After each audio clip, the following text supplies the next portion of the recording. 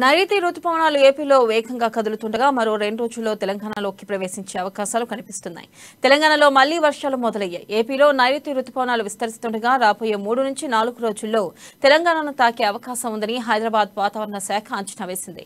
దీని ప్రభావంతో నేడు రేపు రాష్ట్ర వ్యాప్తంగా పలు జిల్లాల్లో అక్కడక్కడ వర్షాలు కురవనున్నాయి. అలాగే పలు జిల్లాల్లో వడగాలుల ప్రభావం కొనసాగనుంది. నేడు మంచిర్యాల, నిర్మల్, నిజామాబాద్, కరీంనగర్, భూపాలపల్లి, భద్రాద్రి, ఖమ్మం, నల్గొండ, సూర్యాపేటలో మోస్తరు వర్షాలు పడే అవకాశం ఉంది. అలాగే మహబూబాబాద్, వరంగల్, రంగారెడ్డి, సంగారెడ్డి, నాగర్ కర్నూల్లో అక్కడక్కడ వానలు పడతాయని వాతావరణ శాఖ అంచనా వేసింది. ఇక ఉరుములు, మెరుపులు, ఈదురుగాలులతో కూడిన తేలికపాటి నుంచి ఒక మోస్తరు వర్షాలు పడతాయని పేర్కొంది. ఇక ఈదురుగాలులు గంటకు 30 నుంచి 40 కిలోమీటర్ల వేగంతో వీస్తాయని స్పష్టం చేసింది.